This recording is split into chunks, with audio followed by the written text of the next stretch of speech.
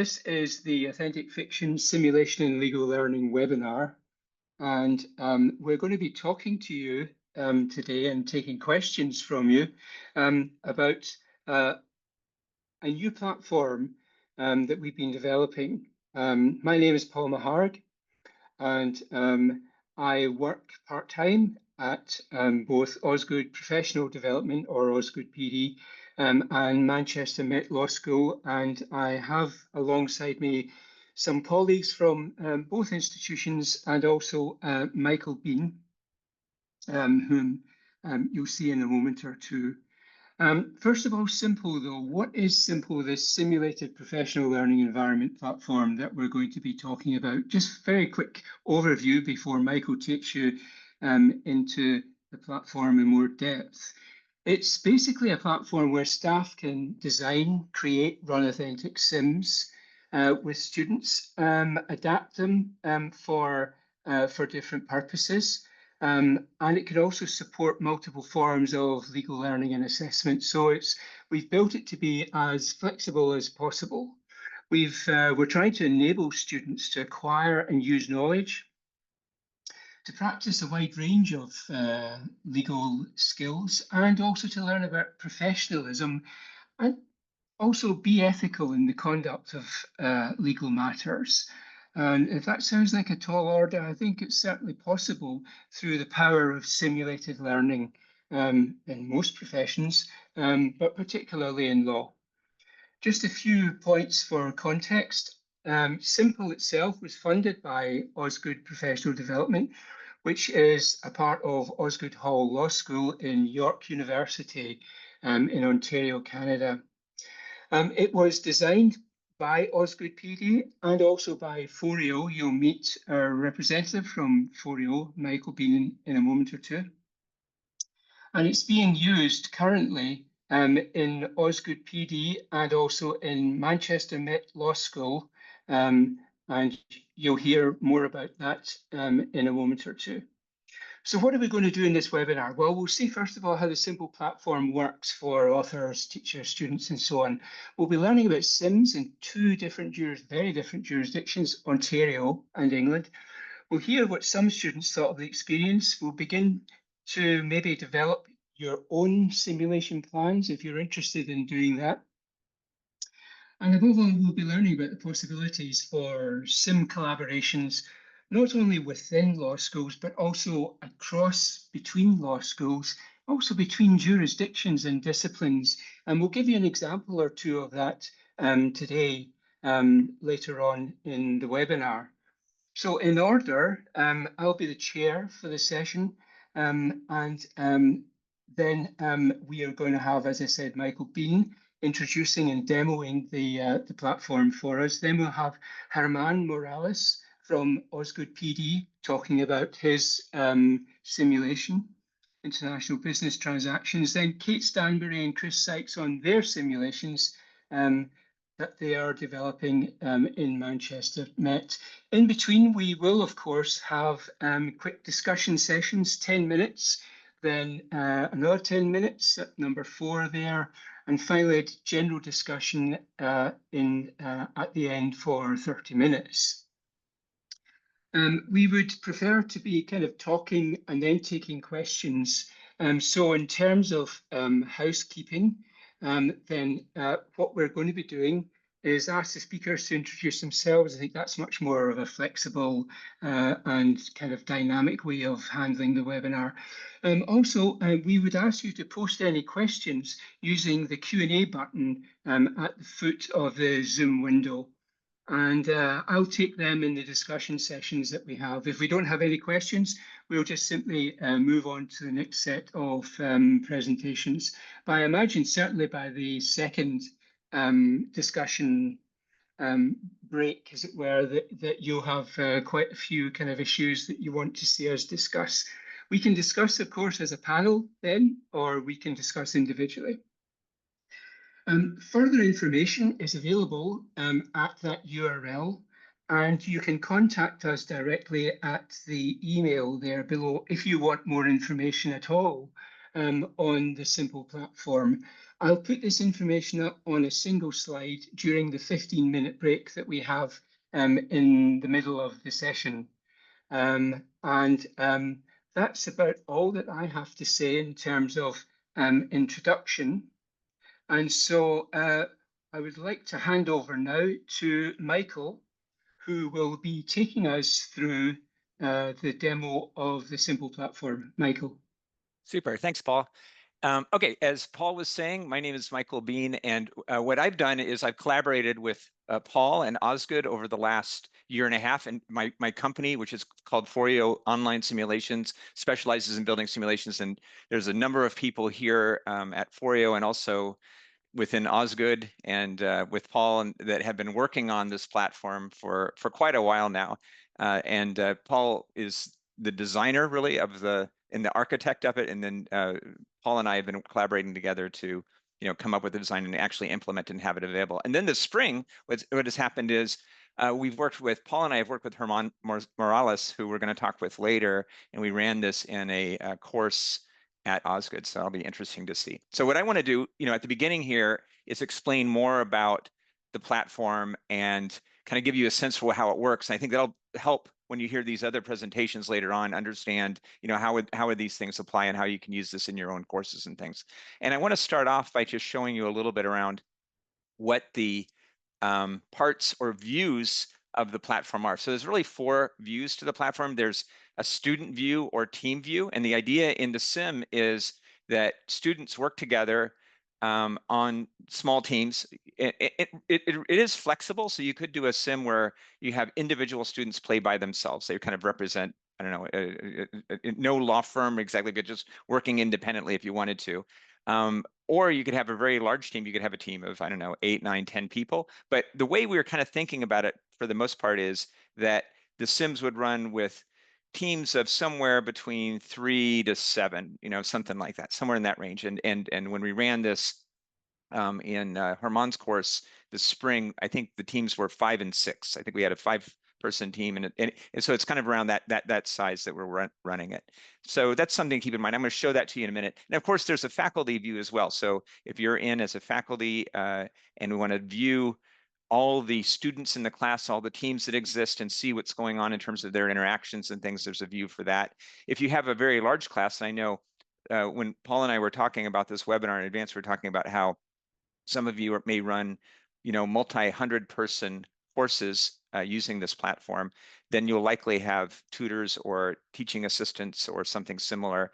And then there's views or ways that those TAs or tutors can collaborate with the faculty to run a simulation within a course. And then finally, and very importantly here, is this ability to build your own sim, right? This is a platform for authoring simulations as well as running and hosting them. And so there's this authoring view, and I'm going to show that to you as well. So for today, because I have limited time, I don't want to take out the full 2.5 hours just on showing the screens. I'm going to focus on the student view initially, kind of give you a sense for what that all looks like, then briefly show you the faculty view and how faculty kind of interact with students through it. And then I'm going to skip the tutor view, which is kind of a variation on the faculty view. So I'm going to just skip that for today, and then show you briefly again the author view, and that will be it. All right, so let's jump into that. This is the login page for Simple. And what I'm doing right now is I'm starting off by logging in as a student. And the first thing that comes up is I see the student name. Today, I'm going to be Avery Kerr. I'm an associate in this fictitious simulated law firm. I have this option if I want to upload a picture, which I'll just go ahead and do for today. I'm going to upload a picture of myself. You can see that now appear here, and students can do that or not do that as they choose.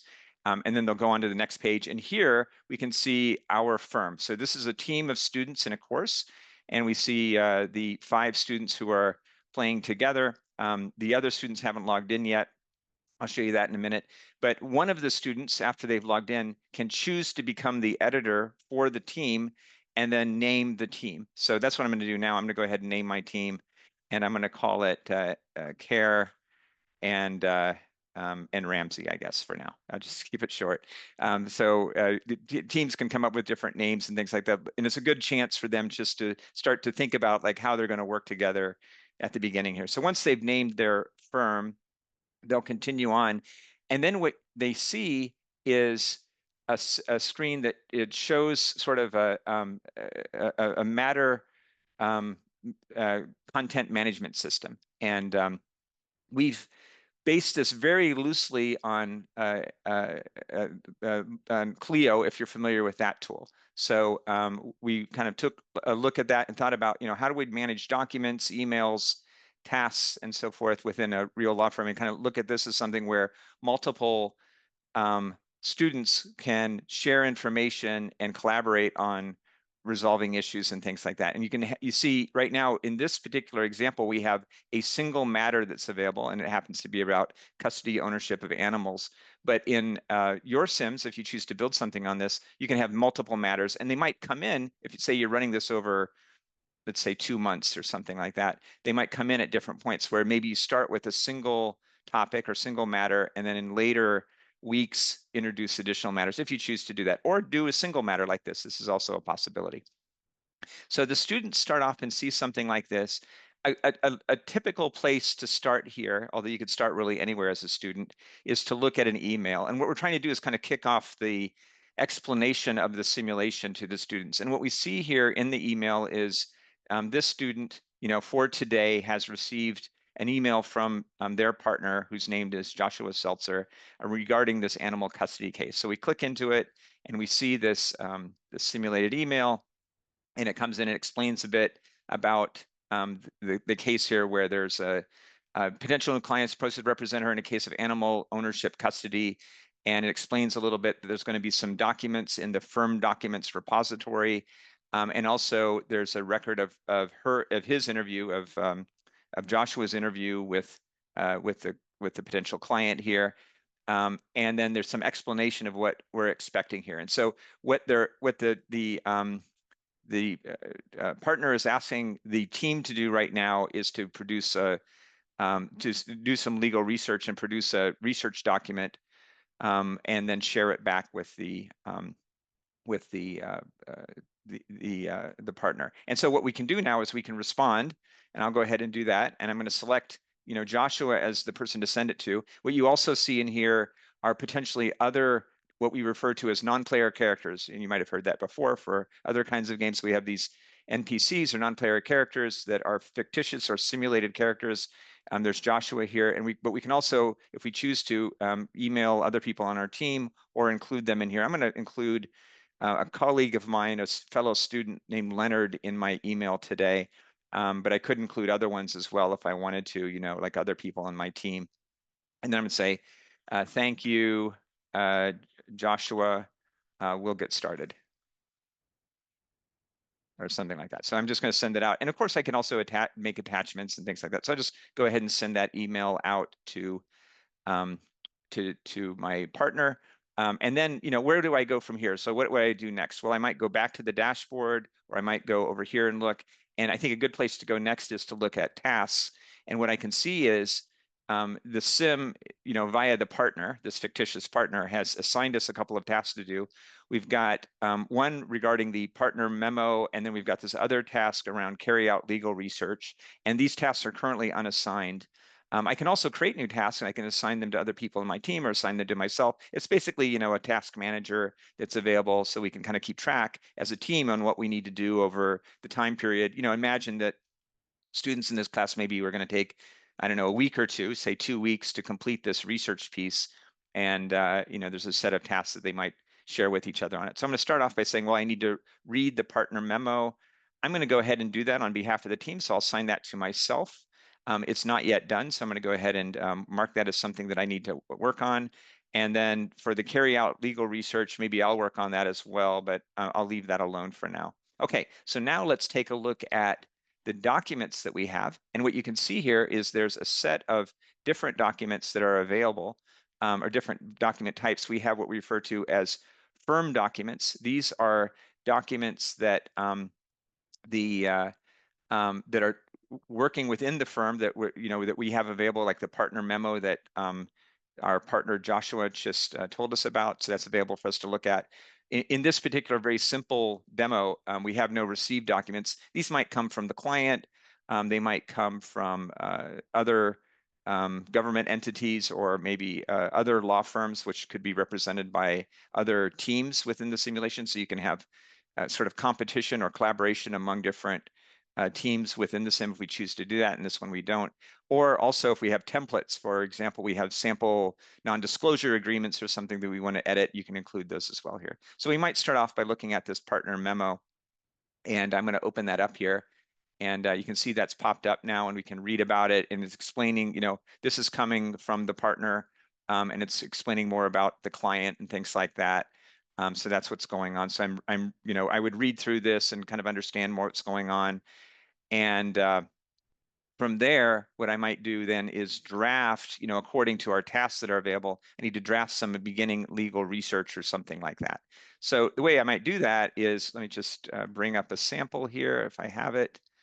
I don't have it open right now. Just give me a second. I'm going to open up an example of something. I have my sample research doc here that we have that as Avery I'm writing for today. So here's something that maybe I put together that explains a little bit about my analysis. And I would write this maybe, or write an early draft of it as one of the students in this team. And then I can upload it and I'm going to say, this is my, our research document. So I'm going to go ahead and add a document to this, and this is going to be the research document that I initially drafted or recreated, and I'm going to upload it. And now that document is available, and we can see when it was last modified and who did it, and see a history of it, of what's happening with it here. So, I've kind of started off thing, and one of the things I might do here is first off, log the activity that I spent doing this document. I'm going to say this happened today, and the activity title is what is it? Draft research document. And I'm going to just keep this as my description of it. I'm going to say I'm going to spend, I don't know, 180 minutes or 3 hours or so doing this. So you can see Avery has recorded that, and we can see a log of activity that's gone on as we've gone through it, and say, hi everyone, I have a draft available that we can review. And then, something like that I can send out. So this Matter conversation with this is a chat among the team members that's available for conversations and things like that. And what I also might do in here is say, you know what, I'd like my fellow student colleague here, Leonard, to come in and review the document I wrote, review the draft document. I'm going to go ahead and do that, and I'm going to put in a date for that I want Leonard to do that, and I'm going to assign it to him and save it. So there's a new task that's assigned to him. So that's a little bit of a sense for what's going on in this bit. What I'm going to do now is switch, and I'm going to get out of this view and switch to another student. So I'm going to log in as Leonard now. And Leonard hasn't logged in yet, right? So Leonard's at the beginning. I'm not going to upload an image for Leonard, but Leonard's here. The firm has been named already, so we're going to switch forward here, and we see Leonard's view now in the simulation. And we can see here is, first off, we can see, conversations from the team, and I'm going to say, as Leonard now, thanks to Avery for writing some of this and get that out. And I can also go back and look at the documents that have come in. And what I can see is, of course, the email that Joshua sent us. And also, if I go into the email here, I can see Avery's response. So because you probably recall that Avery CC'd me on this. So I see that as well. I can send another document if I want. I can see now the different documents that are available here and the tasks. And I've got 3 tasks assigned to me. I've got one that's unassigned around carrying out the legal research, the partner, but I've also got one that's been directly assigned to me from Avery, which is, review the draft document. So, my next task in here might be to review that document. And what I can do actually is look at this either download it from here directly or view the document history. And I can see, Avery uploaded this at this point in time. I'm going to go ahead and download a copy of it and then open it up. And then, maybe I make some edits here to it and, put some other things in here on it. I'll just, type in something here just to have some extra text and save it. And then what I can do is upload a new version and say modifications and changes from Leonard. It should be obvious because it'll be marked with me, but then I can add the document here to it. and I'll upload that here. And then that gets uploaded too. And now what we have is a repository where we can keep track of how the document's changing over time. Old versions are still available if you want that. And of course, everybody on the team can see all those documents as we're going through it.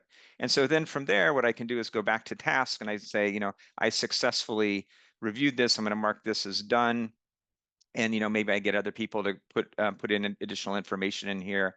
And if I go back to the dashboard again, I can say, I spent a little bit of time reviewing the document here. So I'll put in date again and activity review research document. And, I maybe spent, 2 hours on it or something. I don't know, some amount of time kind of putting that together here. So that comes in. And then, we can continue to have this conversation. And of course, what can happen here is as time progresses, which we're not seeing right now, we're kind of seeing at the very beginning of the sim, there'll be new information that comes in as we play. So there'll be new things that are triggered by time. Or they can be triggered by things that fictitious characters do respond back as, faculty kind of act as other players or non-player characters here and play forward. So that's the view that we see from the student side. And, right now, again, all we did is kind of look at it at one point in time. But imagine instead that you're playing this over a week, a month, even 2 or 3 months, and then new tasks, new emails are coming in. There's interactions across from different firms or different groups that are playing together, and also from these fictitious characters.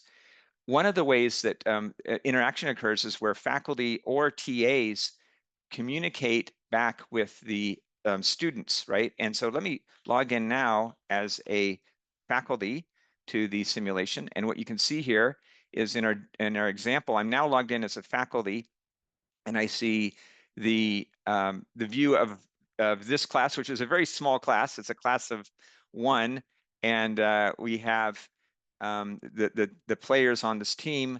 I'm going to go ahead and view the firm here, and what I can see is what's been going on with this firm recently in terms of what they've been up to. You can see for each player kind of what they've done, and you can see 3 players here haven't even logged in yet. That sort of makes sense. You get a little bit of a sense for what the teams and the individuals on the teams are doing in here. And we can also see that there's a message that's come in from the partner here. So one of the things I might want to do is view messages and assessments. I'm going to go ahead and click on that. And now I'm viewing it as a non-player character. So I can go in and look at the email that Avery sent to Joshua, and I can see what Avery wrote. And then I can, if I want to, I can respond as that non-player character back to Avery and say, something back, and send that out. Of course, I'd probably write something more formed than that, but that's available. And I also have the ability to kind of go in and view and look at what each of the team members are doing in their view of their world, as well as they play through. And we can switch around to different firms if they exist in this particular simulation or this particular run of the simulation. There's only one firm. And again, this ability to monitor firms and even look at things like different assets that are available as we play through. So here, as the faculty, I can see what's coming up and what kinds of messages have been sent out, and just kind of review things that are going to be happening in the future, and even change the dates on those if I choose to. Okay, so that's kind of the way the interaction works as faculty and students play through an existing simulation live during a class or during a course. But of course, a key part of this is this ability to build a sim. So what I'm going to do now is switch over to the authoring view and show you a little bit about how this specific sim was built. And so now this is what the authoring view of the simulation looks like. And here you can see, first off, the setup for the simulation. And the first part of it shows the number of matters that we have. And of course, in my demo today, I've kept it to a single matter, but I could have had multiple matters if I wanted to. You can see the opportunity for adding another matter and then indicating when they start. In this particular example, I had only one firm. And what that means is each team is going to be a single firm. They're all going to receive the same description of this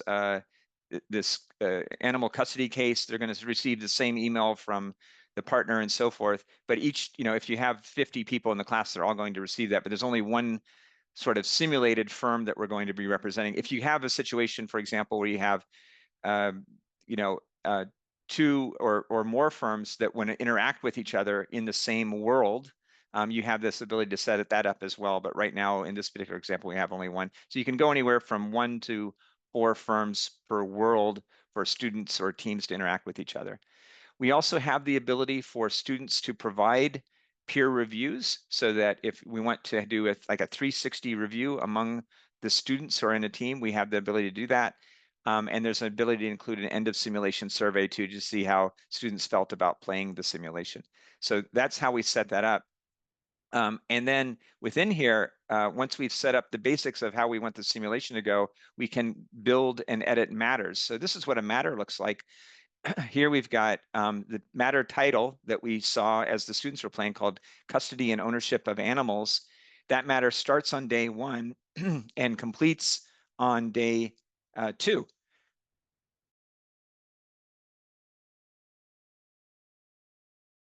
And notice that we're not putting in the dates here. And the reason for this is these simulations that are being built by the author can be used over multiple semesters and multiple years and things. So we don't really know when the courses are going to start in advance. So we just kind of do it this way. And then the faculty who are setting it up for their course have the ability to change the start and end dates, but we kind of put some samples in here. This is a very, very short sim, right? This is only running over a couple days here. And then we see the name of the firm that we're creating, and we can have, again, multiple firms if we want to. In this one, we only have one. We can also set up the non-player characters. And in this particular example, we had, as we saw, Joshua Seltzer and Sabrina Fellis as the client here. And of course, have the ability to add additional non-player characters if we choose to. So that's the start of it. And then from there, what we can do is get into events that we have that control the simulation. And here we have this set of activities that are, what happens in here is a set of basically documents that exist of different kinds. They get provided to the students at different times as they're playing through. And you can see here this set of things that happen in this one, again, start on day 1 and end on day 2. I'm going to collapse all the events. And what you can see here is this is the list of things that happen and when they happen in the simulation. So the first thing that happens is there's an email, but also kind of simultaneously, there's a document that appears in the document repository. There are some tasks. There are 2 tasks that were added. And then later on day 2, there's another email that goes out and some other things that happen. If I look at this first one, you can see this is exactly what the students saw. They received an email from Joshua Seltzer. It could be one of the other non-player characters. They can also make up another wholly fictitious character if they want to. This is going to automatically appear on day 1. So it's kind of set up to do that. And then here's the email that we saw that was kind of written out that explains what's going on, and we can put attachments on if we want to. And so that is an example of an email that will appear in the tool.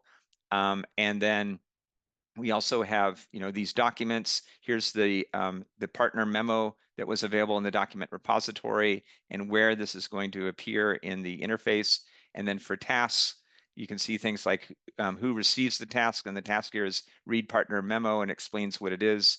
And we can also put in information around when this task appears in the interface for the students and when we're telling them the task is due. And here it's, the same day essentially, but often you'll say, I want you to, write something and maybe 2 weeks later it's due. So this might be 14 days or something like that if we have that set up, and so on. So that's kind of how these are assembled. And then, from there, what we can do is we can assign this simulation to a specific course or class. And of course, there can be multiple classes that are using the same simulation simultaneously. All right, so that is our quick explanation of the platform and how it works, kind of starting with the student view. And again, what we've looked at so far here today is 3 views of the sim. We started with that student or team view, get a little bit of sense for how that works. We saw a little bit of what the faculty see in terms of managing students and seeing what they're up to as they play through. We didn't look at all the features on that. There's other things you can do, like, for example, assessments of students and teams that can be provided back in terms of scoring them. And then finally, we took a quick look at how you actually build this using the authoring view. So we're going to get back in that as well. All right, so I'm going to pause there. What we want to do now is just see if any questions have come up. Or Paul, if you want, we can move Yeah. directly on to Germán. Do you think we should move on? Well, so far we have no questions. I think people are probably still kind of taking in everything that you were showing them there, Michael. Could I just say, just in passing almost, that what Michael was showing you was how um, sophisticated and powerful simulation can be, even over just a very short simulation of 2 days. You can make things happen in a really intensive way, or you can string them out on a much longer and a much more kind of less intensive simulation if you want. The design, and this is what this whole session is really about.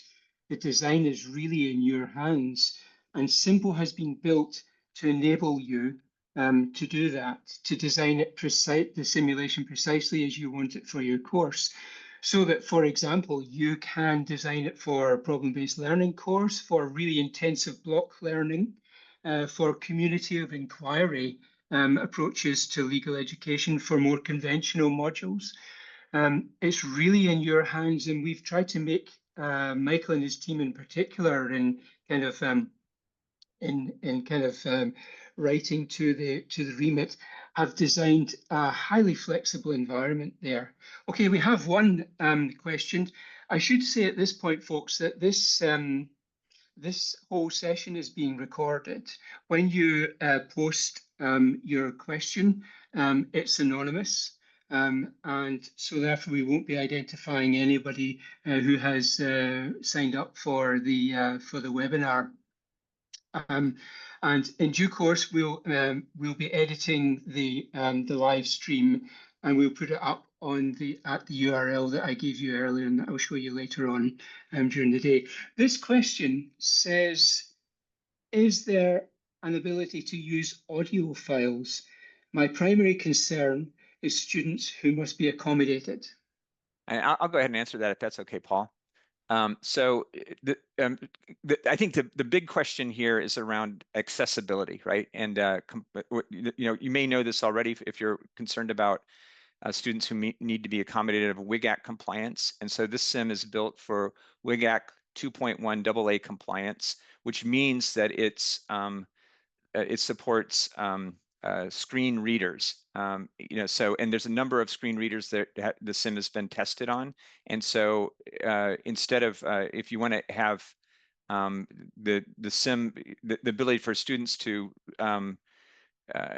read aloud kind of the things here, it'll work with the screen reader aids that are available. And yes, in addition, you can upload really any kind of file. So here we focused on the docs file as available.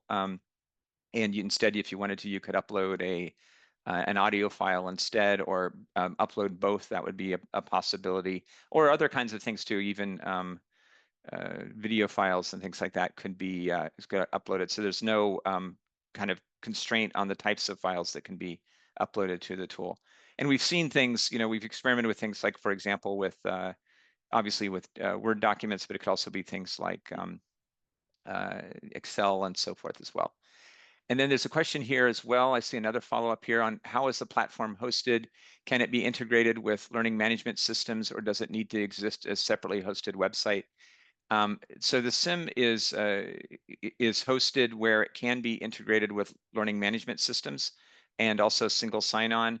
That's something that we're working with Osgoode on. So Osgoode, is the owner of this platform, and there's a team there and I think there's been some early interest from, I think, maybe 3 or 4 schools that want to do exactly what you're describing, which is integration with learning management system and also single sign-on, which are kind of related, right? But part of the LMS integration is this ability to push information back in terms of results back into the LMS after the the sim is over, and so it can run that way. So hopefully that's at least a starting answer on it. And we're not, obviously this is a brand new platform. We haven't yet done any LMS integration for this particular platform, but Foreo, as sort of the vendor to Osgoode, has done many LMS integrations over the time, so we don't anticipate any problems with it. And this tool, this platform, and the sims that are built on it have been built to accommodate the ability to integrate with LMSs. All right, Paul, that may be it for our first set here of questions. I think it is, yeah. So I think we'll move on just slightly earlier, but Germán, you're up next, and this gives you a little bit more time to talk about the design of your simulation, international business transactions. Over to you, Germán. That's perfect. So I guess I can share my screen, right?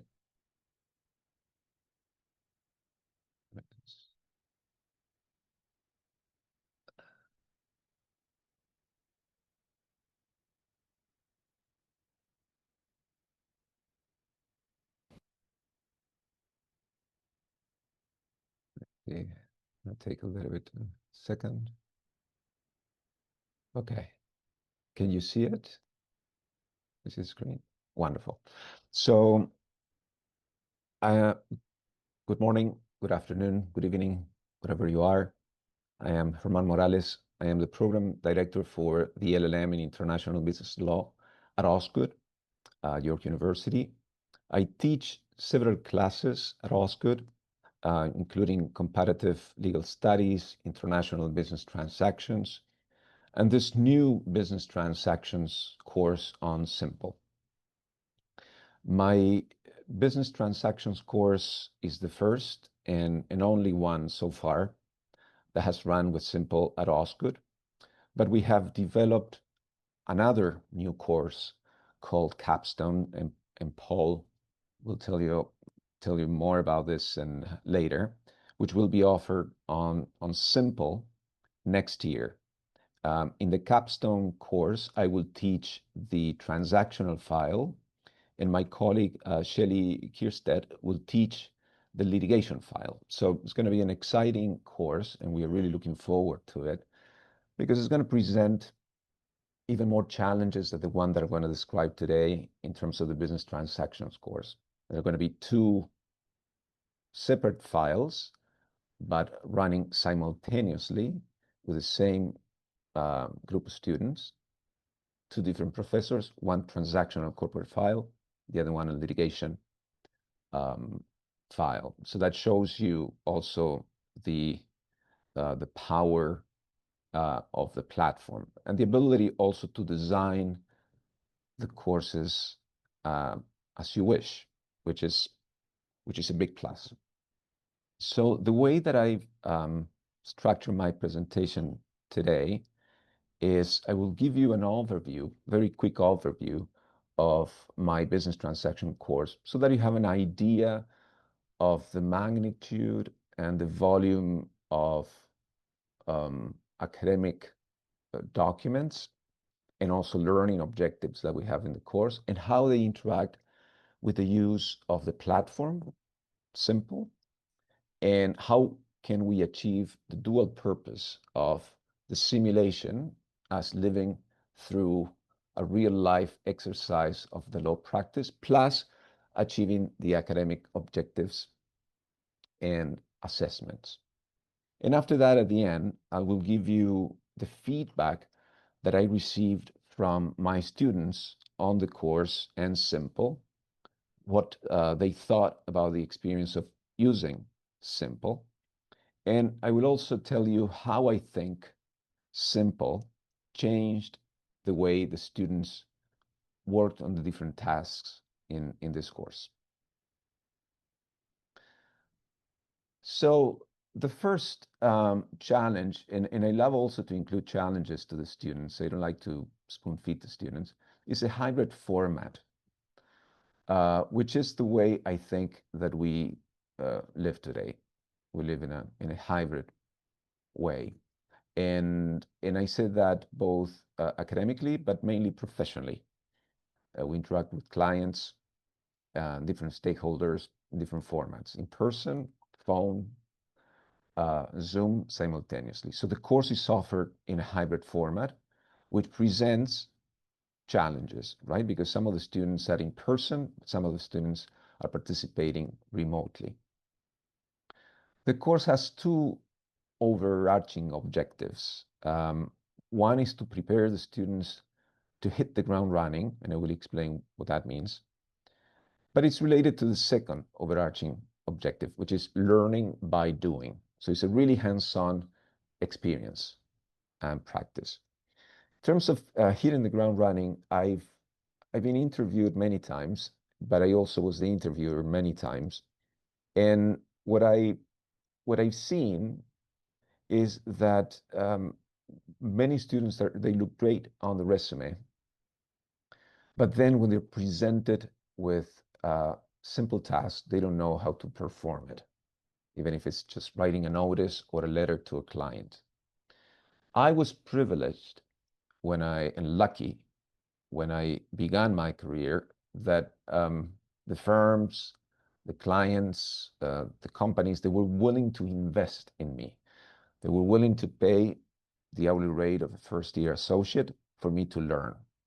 Those days are gone, and that's why they want the students to hit the ground running. So Simple, the platform, is a powerful tool to help students hit the ground running when they graduate, after they finish the courses. And why? Because the course has a dual purpose, as I said, academic and pragmatic. And Simple helps with both. I have to say right from the beginning that the main challenge, at least that I've seen from my perspective as instructor, is to keep the balance between the two by using Simple. As you've seen with Michael's demonstration, it's a very powerful tool, great platform with different features. We can design the course and the pace as we wish, but the pace is invariably fast, right? Because practicing, especially today, in today's world, the legal practice is fast, mainly in the transactional files or corporate files. So how do we balance the fast pace of the legal practice and the simulation with also achieving the learning objectives and the assessments that we have planned for the students, while supporting reflective and critical thinking? Well, sounds like a lot. So it is a lot, but it's number one, I think that in the new reality is a must. As I said, we have to prepare the students to hit the ground running, but also Simple allows you to do that. And as I go through the content, you will see what I mean in terms of the volume. You will see that the course, the business transaction course, is quite an ambitious and comprehensive course, but nevertheless, I could deliver as an instructor all the materials, my lectures, have the assessments, and at the same time provide through Simple the real life experience of being a legal practitioner. So this is, it looks, I'm just going to read. It's not, the meaning of this slide is not to be a slip and pill. It's just to give you an idea of the volume, as I said, of the course learning objectives. And that's why I intentionally put all the bullet points there. And I will read them for you. So the students who complete this course will be able to identify and explain the major legal conceptual frameworks on which business transactions are based or operate. So both legal and business. So they're going to have to wear not only the legal hat, but also the business hat. And not only the business hat, but also the management hat. You've seen with Michael's demonstration that Simple offers a student and we as instructor the possibility to dock at the time, to manage the files, to also to set tasks, specific tasks, and assign those tasks to specific students or characters.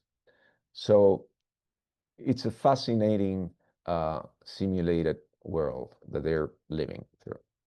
They also will have to describe and explain the different types of corporate transactions, including share purchase and asset purchase transactions, explain the role and responsibilities of lawyers involved in corporate transactions. That also involves the piece that Paul alluded to in terms of the ethical and the ethics and the code of ethics. It goes beyond, but it's an important part of the role that we play, right, as corporate counsel. Assess critically the effectiveness of corporate and commercial law in practice. Design an effective strategy to meet a client's needs. Design a plan for due diligence. Identify relevant risks and searches. Prepare drafts of a selection of key agreements and documents. Also, they have to write client-focused communications in clear, persuasive English. And they have to negotiate effectively with other parties and stakeholders.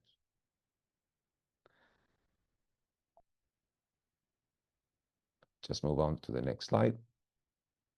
So in the course we cover business transactions, legal project management, negotiation, drafting, interpretation of business contracts and corporate documents, mergers, acquisitions, amalgamations, joint ventures and arrangements, sale of assets and shares, takeover bids, shareholder agreements, shareholder remedies, fiduciary duties of directors and shareholders in business transactions.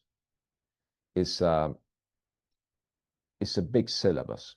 So imagine the students right from the get-go, they know the syllabus of the course and the course outline. But from day one, what we've done is we got together with Paul, Michael, remotely, myself, and the students, and we set the platform.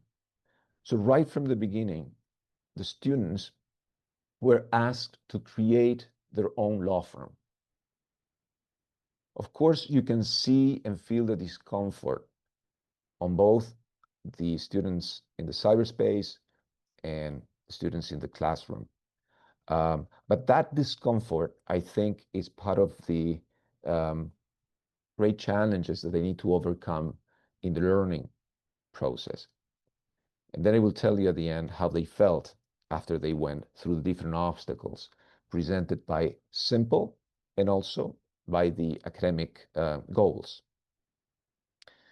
After they set up the law firm, they even had to select the name, negotiate in terms of the name. They realized that they have a creature, right? A creature that they need to look after, a creature that they need to nurture and feed. And that is the idea right from the beginning. That's one of the things that I also enjoyed about the platform, about Simple, right from the get-go. Now, how do we achieve the various learning objectives and the assessments, so the evaluation? So this course has two main components: the legal advice simulation and also negotiation exercises with the planning and results. So they devote a significant amount of time to planning, and then they negotiate and they come up with the results of the negotiations. The negotiations, they involve either a share purchase agreement or an asset purchase agreement. In the legal advice simulation, we focus more on their business skills. Of course, the legal skills, but the way that we see in the business transaction course, the role of counsel goes beyond lawyering. And arguably, lawyering is the least important aspect. So with that take on that particular course, the first component of the evaluation method for the course is the legal advice simulation. It has two parts: a term sheet and the letter of intent. They interact among themselves in the law firm. They also interact with the other teams, so the other side, but they also interact with the characters, that Michael was referring to, right? And also the non-player characters that we create for them. And they will have to deal with a difficult CEO or an easy CEO or CFO, whatever is the character that we decide to impersonate, that we or someone else decides to impersonate. That aspect of the impersonation, I think it is great in terms of the role-playing exercises. So they need to submit in part one, the term sheet, through the use of Simple, the platform, plus a task process report, and we'll tell you in a bit what we mean by task process report. And the second part is the letter of intent. So they also need to draft, negotiate, plan through Simple a letter of intent by using all the features that Michael showed, right? Messages that they need to send, emails, saving the documents, sharing documents, docketing time, creating tasks. So it's a really hands-on course, really hands-on experience. So what do we mean by task process report? And this is where we see the combination of the two aspects of the course, the legal practice by Simple, plus achieving the learning objectives and the assessments. There, the students will have to describe and analyze the relevant both legal and business issues, provide a brief explanation. They will also need to engage in risk assessment, and they need to provide the legal rationale for their recommendation. As counsel, we recommend. So we always want to see in their communications to the clients a recommendation. But they also need to describe how they created the task documents. So this is the process. They need to explain to us as instructors how they achieved those goals of the term sheet and the letter of intent in this case, how they created the task documents, which sources they used, how they wrote the documents, and how they responded to the feedback they received from their clients and the other side. Now, because they're involved in the dual process of creating documents, but also thinking critically about the process, is the way that we, through Simple, achieve those two objectives. Practicing simulation, like real life legal practice, plus the academic learning and assessment. So now, very briefly, I would also tell you the feedback that I received from the students on the course in Simple and what they thought about the experience of using Simple in this, as I said, very ambitious course in terms of the content. Also, what I think Simple changed the way the students worked on the task. The first thing that I have to say, it was very gratifying to see from the students that they loved Simple. They loved the way. At the beginning, the first class, and I would say the second class, they felt that discomfort. So they were even wondering whether they would be able to, to make it through the course. Because again, they have other courses, they have other responsibilities. And this class is something new, the Simple platform, plus achieving the learning objectives. As they went through the different obstacles, and this is where we supplement the work of Simple, we need to guide the students through that process by using the platform. They know that they can finish the puzzle at the end of the class, right? With the different pieces that are provided by Simple and by the instructor. And then at the end, all of them, not a single student said no. All of the students loved the use of the Simple platform and the course. And they said they all recommended actually other colleagues and students to take this course.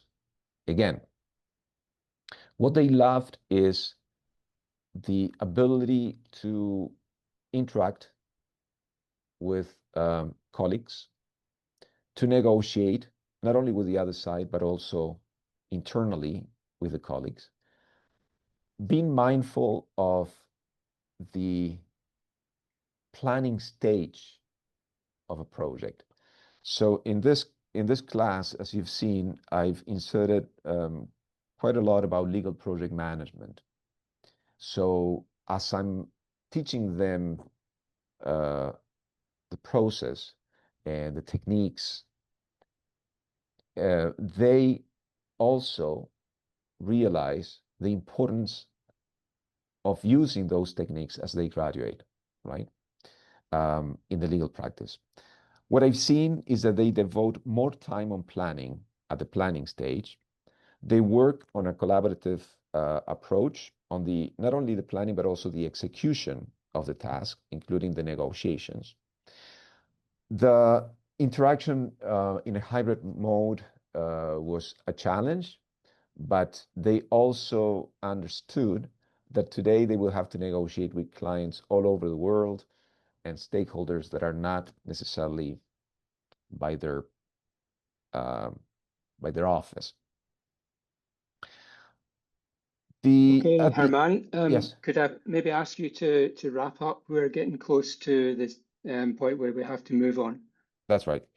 So the other thing that I want to highlight is that the simple and the documents that they prepared in order to achieve the learning objectives, it helped them to think out of the box, but also they expanded their searches. They're not required to look beyond the reading materials that I provided, but they have dared to search beyond what was requested, and that I find a good sign. Back to you, Paul. Brilliant. Thank you very much, Germán. Really interesting results there, everybody, from the point of view of the engagement of the students that Germán was describing. And I love the way that Germán designed both authentic practice designs, but also really effective teaching, learning designs for the students as well. What I'd like to do now is to move on to the second Osgoode, the second Osgoode sim that we're working with, and that is the capstone. And I want to give you some of the context there of the course. Put my slides up there.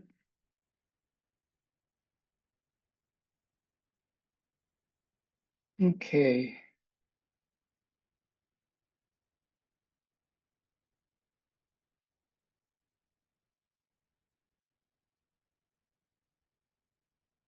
Right. Professor Shelley Kierstead's name up there. She designed this with Germán and myself, and unfortunately she couldn't be here to present the slides. So in a sense, I'm going to be talking to these slides on her behalf. She has agreed to the slides content.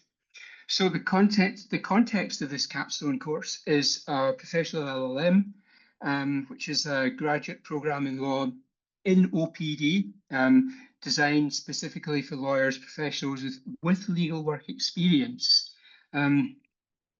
So we're thinking about internationally trained lawyers coming and who wants that kind of academic career support to assist their transition into the Canadian legal marketplace. So of an instant, as it were, we're not talking just about legal knowledge of the Canadian legal system, nor skills in the Canadian context, but also culture and values as well. And we're trying to use simulation in order to enhance students' understanding of that. As Germán said, the current capstone, which is still in design, is based on two simulations: the transactional sim, which Germán is designing, and a litigation matter, which Shelley is designing. On the left there, you can read the capstone features there. I just want to kind of comment while you're actually reading that text there, that what we're trying to do in the italicized wording of the document there, the text, by the way, is taken from the handbook, as it were, for the capstone, is to merge two ways of knowing law: conceptual awareness and operational awareness, and to fuse the two together using the simulation platform.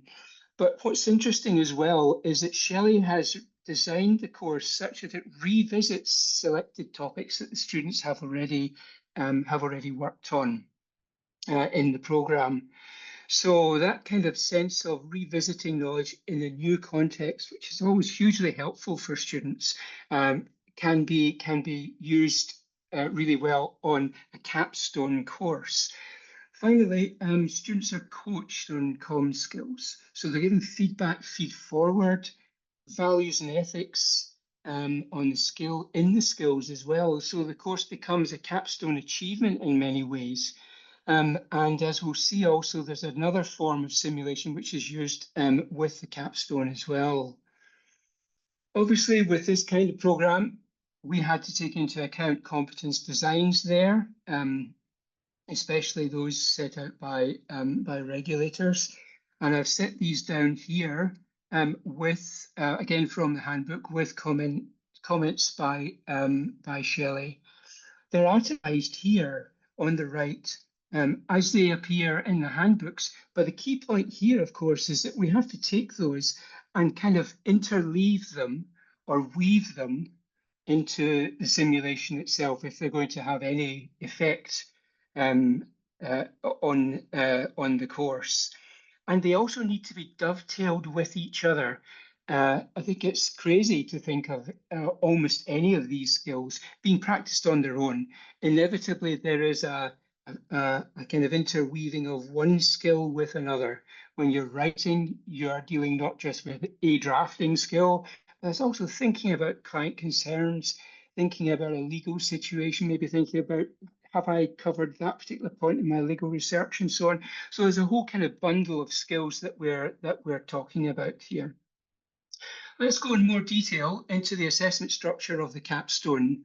On the left here, we have three forms of assessment, or three groups of assessment. First of all, a 20% reflective paper for the whole capstone, incorporating the two simulations, transactional and litigation matter. Secondly, we have a 40% given over to the litigation file, comprising 20% documents portfolio, 20% performance skills. And then the same pattern for the transactional file. So what we're trying to do there is to let students see the difference between the two different simulations, which are very different in the way that they play out, and play out not only in terms of the law but also the skills that are adapted to each, and also the culture and values associated with each. But in addition, to take my comments there on the right, what's interesting about Simple is that they will use the tools within Simple to not only record the kind of hot reflection, as it were, as Sharon calls it, the in-the-moment reflection. How did I feel about that? But also, they can then structure those sensings, as it were, awarenesses, and turn them into a much more structured document that's more refined. In retrospect, these two forms of reflection are really ancient. Actually, we see variants of it in St. Augustine's Confessions, as it were, and we see it throughout reflective writing ever since then. And what's important is that we try and kind of fuse those two forms of reflection, at least give the students the ability to do so on the platform. Document management, document creation is integrated with performative skills. As I said, these skills interweave with each other, and we must try to do that on the platform too. And finally, we're emphasizing professional performance. We don't want our students to be kind of putting on a mask of professional expertise. Far from that. We want them to learn intimately their professional practice from the ground up, as it were. But we also want them to learn from debrief, from peer review, from sessions with their facilitators, with their coaches or whoever. In even more detail, if we take business transactional file assessment framework, you can see there the assessment, the weights that we're attaching to that, and then also the learning outcomes that are going to be mapped to the assessment in the process of putting all of that together. But how are we doing all this? I mean, are we just kind of sitting down and throwing all this together? Far from it. I would suggest that one of the best ways to do this sort of thing is to put together what I've called a sim doc on the right there. And to do that in, say, 10 tasks. You don't have to assemble a simulation in this way, but I found it through years of experience in putting together simulation that there has to be some kind of a plan, and that this is a way of achieving your aims as a simulation designer. So you start out with the course outline, put that through drafts, and then what happens is that the sim is, once you have your framework, and we'll see what that framework document looks like in a moment, you then build it within Simple. You then, having built this, the final draft of the sim, number 6, test sim build, really important. Finally, you begin to upload all other relevant assets to the class learning management system or to the sim platform, document templates, practice ethics guides, and so on, train the facilitators, enter student and faculty data, and finally, very often just on the day, because students can understand it really quickly, we train students. In more detail, there are two questions when we're talking about assets that we have to think about. Who do we need in this sim? And also, what do we need in the sim in terms of documents and so on? Well, obviously we need students. The number of them, are they organized into virtual firms, or are we having them as singletons? And we can have sim information managers, anonymous people called sims. And their tasks, what are they? Are they going to be feeding information in real time to the students? Do we need them? Can we do this in another way? Michael showed us how to automatize the system, and the system allows us to do that. Finally, sim clients. Shelley is going to be organizing sim clients. We already have a sim client project in Osgoode, and we're going to be training them on a simulation, and we are going to be using them with the simulation platform, as well as tutors. Summary of resources. What do we need in a sim? Well, effectively, we're talking about things like document templates, guides, examples, deadlines. Years ago, when I did this on another platform, students found it incredibly helpful to have a kind of timeline of the arc of a simulation of a transaction, so that they could begin to kind of plan for themselves, because we always laid it in the hands of the students to organize their own workload, how they were going to manage the deadlines, who was going to be responsible for what. You saw that in Michael's demo, how students could very quickly use the platform in order to assign tasks to each other, to review tasks, and so on. And that was even only on a 2-day sim, let alone say a 20-day or even a 2-month sim. Sim information managers, how are they going to communicate with the firms, and who to contact if things appear as if they might go off the rails? I'll maybe give you an example of that, picking up on a question that I see has come up on the Q&A, in the Q&A session. Sim clients, they need to be trained on role and with assessment criteria. I set up a sim client project at Osgoode, very successful. Students loved it, as you'll see in a moment. And we also asked tutors, how are they going to be, how are they going to interact with students, when and to what effect? So it's kind of like imagining the arc of the simulation and what you need and who's going to do what when. Pull all that together then into a sim framework with columns for, starting on the left here, event comms, assessment commentary, simple requirements and assets, a day. Remember, Michael said we deal in days, day 1, day 2, and so on. And finally, commentary.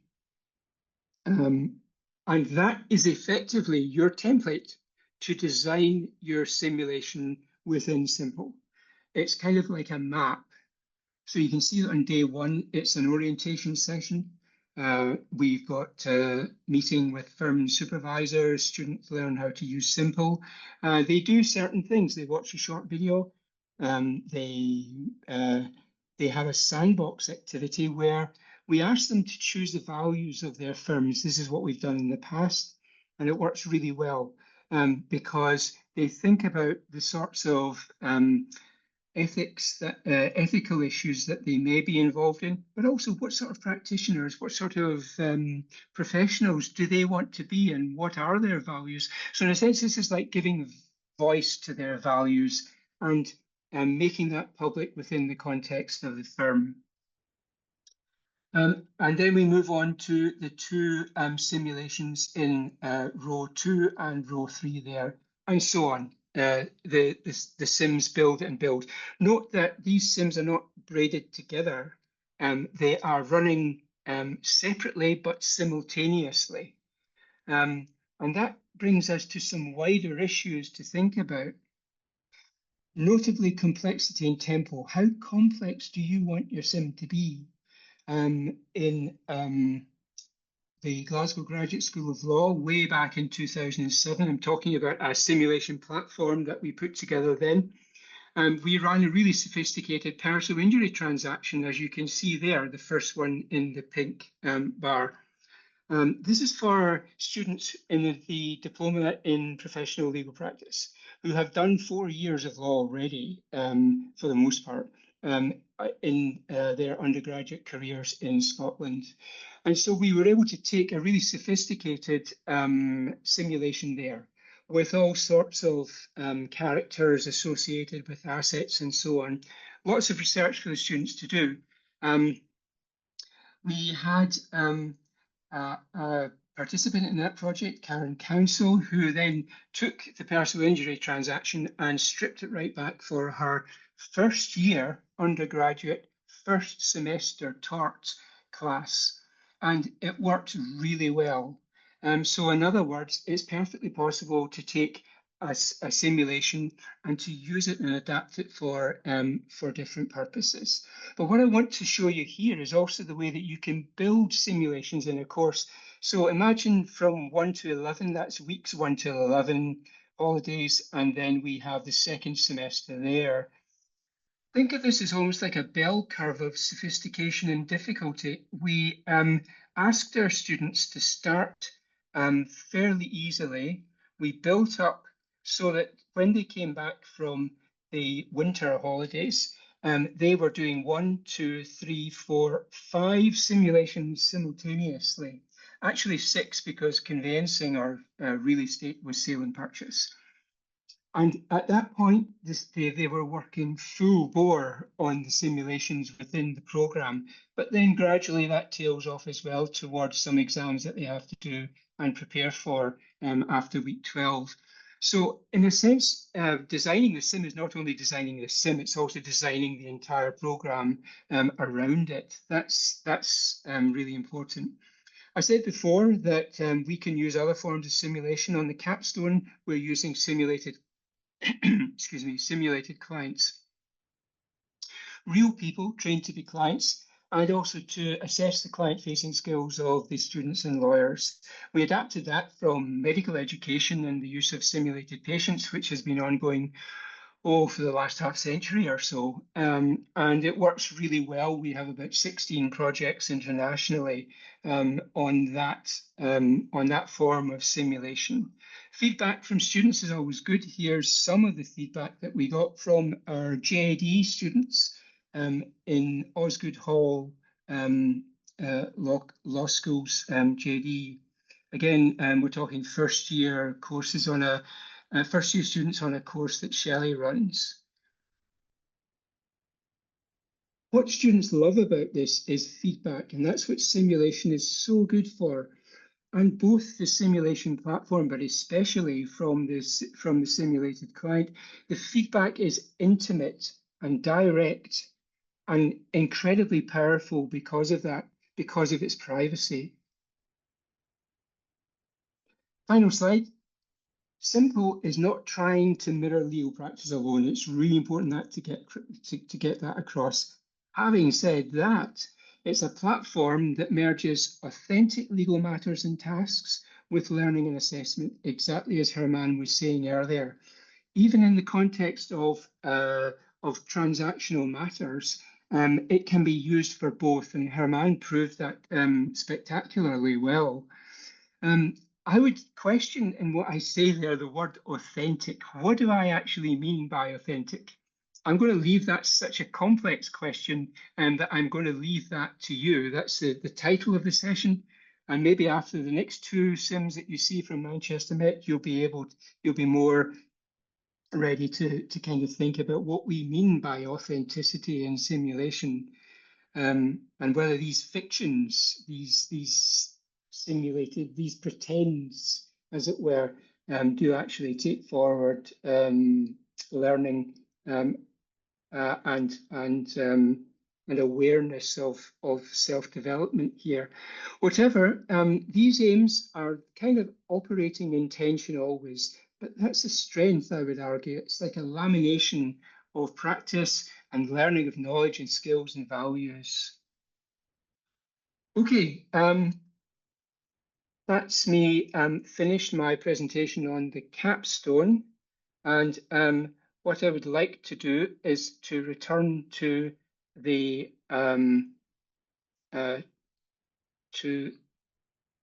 Q&As.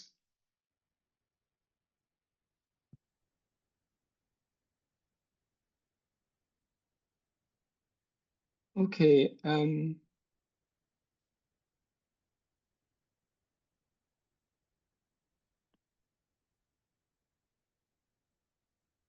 We have one question in our Q&As. While I read that out, maybe we could have some more if anybody has any questions. This question is, do the students ever distance themselves from the fact clients and other characters are fictional so much that they become irritated by them, forgetting that they are indeed fictional? That is a really good question. In other words, the students get so immersed in their engagement with the characters. Let me tell you a story. Sit back and listen to this story from the first simple that we ran in the personal injury transaction. One year we noticed that, obviously adversarial, that the firm acting on behalf of the claimant had done lots of work. The second firm, the firm who was acting on behalf of the insurance company, had done almost no work at all. All they'd done was simply respond very briefly in emails to the other side, saying that there was no case to answer. So, since this project was about negotiation, pre-litigation negotiation, what were we supposed to do? Are we going to fail one side for adopting a particularly robust negotiation strategy, and are we going to pass the other side because they tried? It was very clear that the students had actually fallen out with each other. They'd become irritated with each other, really. And so I felt, as course director, that I had to address that issue, because not only was it a personal issue, it was also an issue of professionalism as well. But I couldn't become all parental, could I? And kind of wag a finger at both of them and say, come on, act professional. You're acting it's in your client's best interest that this doesn't go to court. That's the way you're heading right now. The sums involved are so small that really it just doesn't warrant that at all. So I couldn't really do that because that's completely out of role. So I did the only thing that I could, which was to say that I noted that the negotiations seemed to have stalled. And so therefore, instead of failing the students, I was going to give them the opportunity of mediation. And we brought in a mediator. And the mediator, excuse me, mediated between the two firms. And within the course of a day, managed to hammer out an agreement, as it were, based on the research that the firms had done. And I asked the students afterwards to write me a reflective report on what they thought of that. And they found the whole experience both irritating in the sense that they had to go through that with each other, but they said that the mediation aspect of it was really important for them as well on so many different levels. So in a sense, that answers, I hope, the question that was raised there. Certainly, immersion in task is one of the things that we want to see happen in a simulation. And if a simulation is well designed, that is precisely what happens. Any of the panelists want to come back on that point, or any other points you want to make?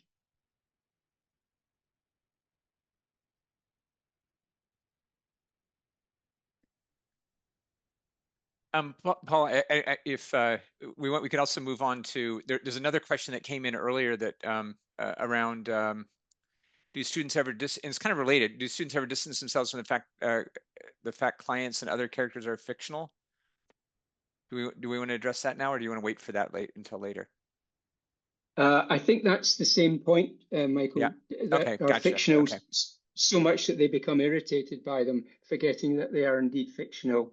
Gotcha. Okay, sorry about that. All right, thanks. Yeah, no, but you're absolutely right. I mean, we in a simulation in the past, I've always asked, first of all, the people who are simulating clients and other professionals, maybe witnesses as well, to be amenable, as it were, and don't try to play difficult people. We adopt the same process with simulated clients as well, but at the same time, we ask them to be authentic to their feelings, to be in kind of counseling terms congruent, as it were, with their feelings. So if they feel that they are being treated coldly or arrogantly, or they're not being regarded at all, then they're quite right to feel irritated because they've been put into that situation. And it's really up to the lawyer to kind of handle that situation then.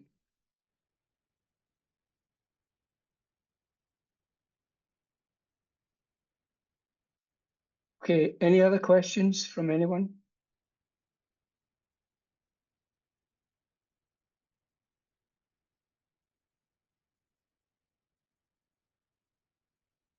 We have one more question. Oh, it's more a comment from the person who asked the question. Great to hear they are becoming so immersed. Yeah, thanks. We have another question. Are the students able to use the skills and practices in live client stroke simulation?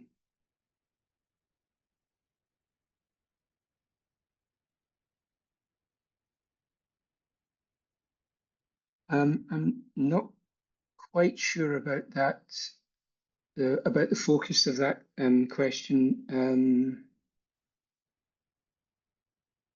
If it's referring to the simulated client, then yes, absolutely. They are able to articulate the skills because the skills are there in terms of the assessment criteria that we train the simulated clients on, and that we make apparent to the students as well. Germán showed you that in quite a lot of detail earlier, and it's important that those are, as I said, woven into the simulations such that the students are actually aware that they're doing these things while they're actually doing them. That awareness, we hope, would carry across to their practices in the way that Germán described earlier on. It was certainly the case with our cadre of students back in Glasgow, that firms noted that our students were better at handling transactions, as it were, largely because we put them through these simulations. But in lots of ways, that kind of articulation and use of skills can be folded back into the law school as well. So, for example, there's no reason why one shouldn't use a simulation platform such as this for for clinic work within the law school, where students are meeting live clients and the preparation that they get within simulated environments, either on Simple or through simulated client, would help them hugely in order to deal with that kind of work. Also helps them to fuse the work as they have to do in live client work in a clinic environment.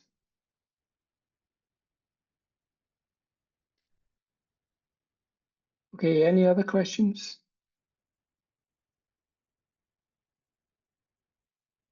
Super. Okay.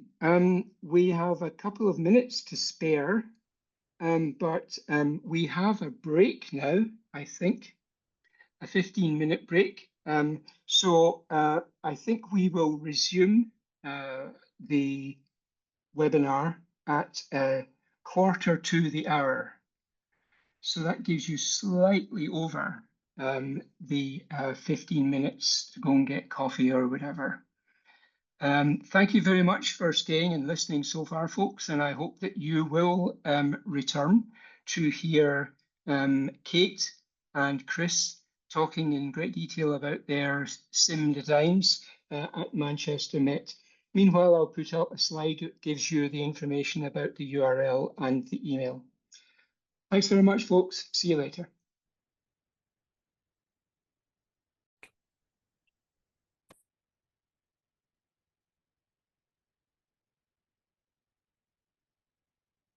Okay, folks, we're going to resume the second half of our webinar, and we have Kate Stanbury and Chris Sykes from Manchester Met, who are presenting on the way that they're using the Simple platform in their designs. And Kate is talking about her work on land law. Kate, over to you. Thank you very much, Paul. Welcome back, everyone. Thanks very much for coming to listen to us about how we're using Simple or getting ready to use Simple in my case. So rather than Germán's sort of presentation, which is about how he's used Simple and how it's worked, I'm going to talk about how I'm anticipating using Simple and what the design process is for me at the moment.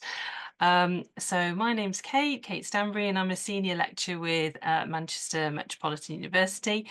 And I'm going to talk to you about how we are looking to use the Simple platform in the land law module here at Manchester. So that's on the undergraduate programme, as opposed to postgraduate legal practice programmes. So I'll start with an introduction to the background for the project and identify what we're hoping the Simple platform will do for us. And then we'll talk about what design ideas I've got for incorporating the platform into my module. So I'm the module leader for land law, and at my institution, I think like others, the land law module is a fairly traditional subject in itself, and it's fairly traditionally taught. Sorry, I've just completely forgotten to change my slides. We're so traditional. We do have some idea at ManMet. I'm just a bit hopeless with it. So the subject is quite black letter focused. We tend to talk about land law very much in its theoretical context rather than its practical context. But my background is that I come from practice. So I was a practicing solicitor, I was a property lawyer. And so I really would like to use some of that in the undergraduate teaching. So I've taught for a long time now on the postgraduate legal practice course programs, which get students ready for entry into the profession. And I think over the years, I've seen there's quite a big difference between how we're teaching property law for practice and how we're teaching property law on the land law program. So I think probably what I'd like to see is a bit more of a melding of those two things. We're also hoping that a new approach, perhaps a newly invigorated course will improve assessment performance, and we're particularly hoping that that will be achieved through appreciation of the real world context in which land law operates, perhaps easier to connect with the subject in that way. And using a digital first focus also aligns with the university's real appreciation that students going out into practice in any sector, but at second year law, a lot of our students think that they will go into legal practice. So that sector is very much built in a digital environment now. As Germán was saying earlier, very much a hybrid environment. And of course, the case management tools that they're going to use in the real world are, of course, mirrored in the SIM platform. So it certainly aligns with what we're trying to do as a university by building this into what would normally be quite a traditionally taught programme. And we're also hoping that it will help prepare our students for some of the demands of the new SQE, the new Solicitors Qualifying Programme. So if you're not familiar with the Solicitors Qualifying Programme, I suppose it is what it says on the tin. It's the new course, the new set of exams that students have to pass if they want to enter the profession as a solicitor. And that's only been with us for a couple of years. And it's quite different to the precursor course, which just concentrated on practice only. And the new assessments really require candidates to have sort of an up-to-date knowledge of black letter law as well as practice. And so we're hoping that sort of practice focus in the law degree will help them get ready for the demands of the practice assessments. So this is what the land law module looks like in terms of where it sits, how big it is, and the delivery. So at the moment, land law sits at year 2 in our 3-year law degree, so level 5. It's only a 15 credit module, so it's a fairly small module. It can quite often fill a quarter of the teaching in the year that it sits, but it's only an 1/8. So we're relatively limited in our delivery. We've got 10 1-hour lectures and 10 1.5-hour workshops. And we're delivering this module to 450 students a year. Maybe 500, maybe 550 next year. We'll see what that brings. So the particular challenges of incorporating SIM for us are, first of all, the large student numbers. So what we can't accommodate is a platform that's going to require a lot of one-to-one support. This needs to be something that can be understood and delivered to very large numbers of students very easily, and we think that can be done. So you've seen the presentation by Michael earlier. It's intuitive, even for a complete technophobe, I mean, like me.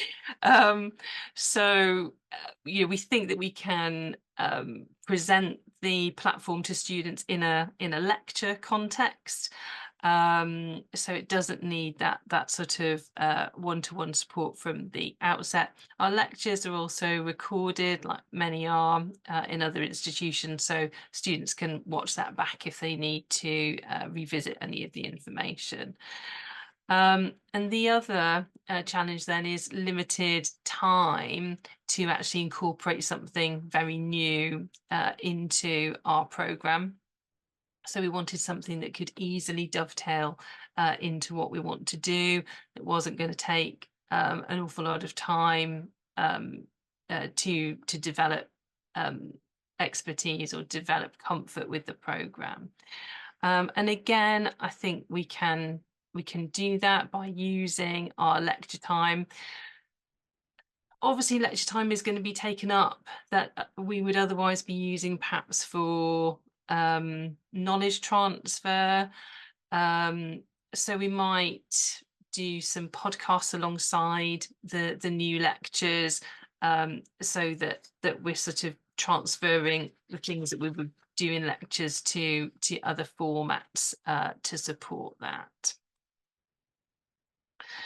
So even though Simple has massive capability, and Germán has really articulated how sophisticated the Simple platform can be and how sophisticatedly it can be used, we're taking it from sort of quite a straightforward, stripped down version to begin with, and we're going to build it up over the next 3 years. So we're hoping that the slow introduction will help acclimatise staff, students, the module and the assessment to the changes. So what we're going to do in year 1 is we're going to address these highlighted aspects of our module spec. So we're going to look at the property law aspects that most commonly impact on individuals. We're going to do that within a given scenario, which we're going to launch through Simple. And then that's going to be fleshed out so that these things are experienced by the students in a practical context.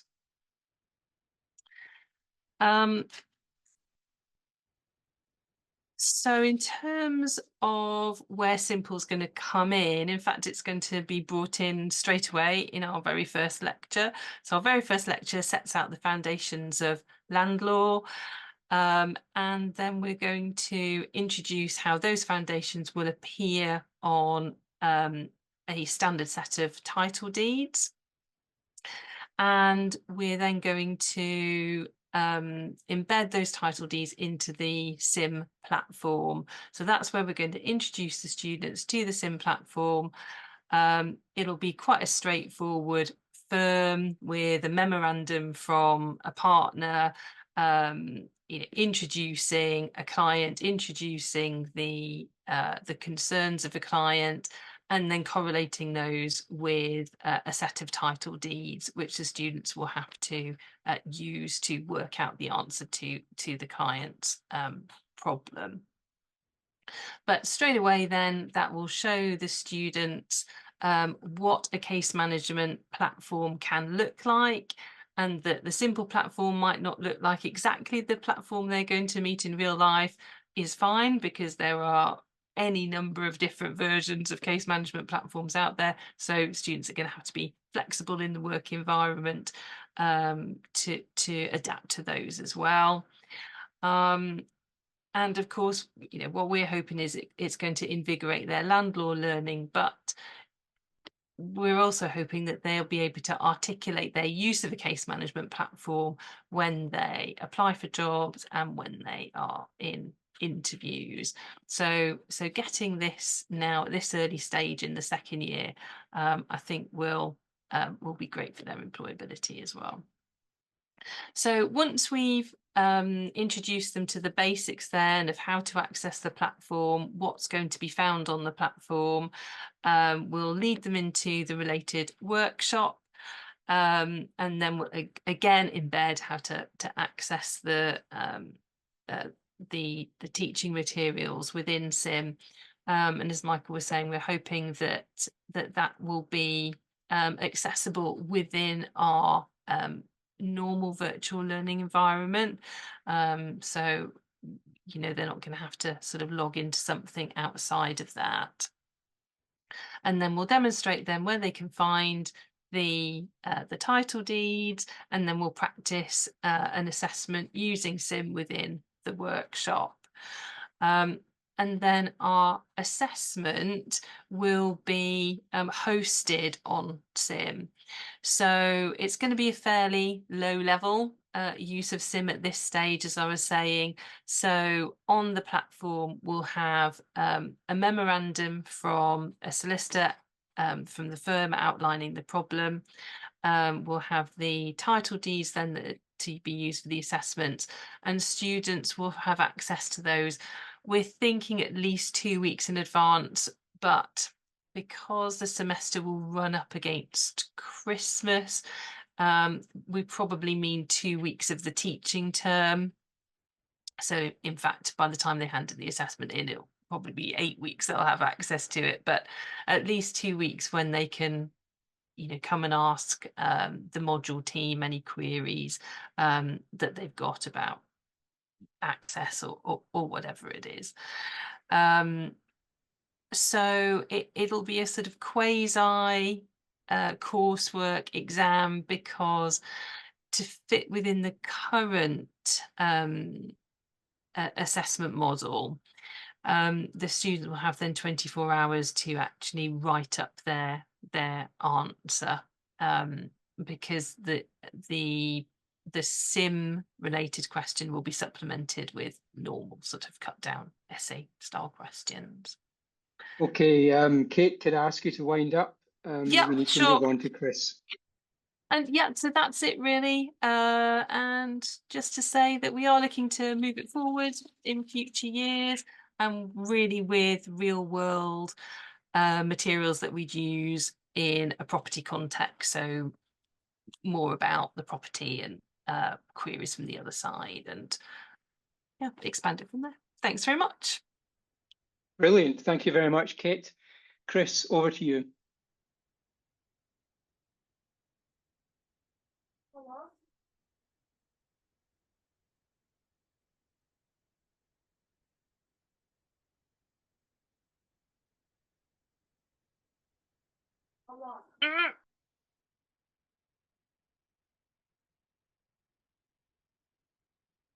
My audio. Everybody see my slides okay?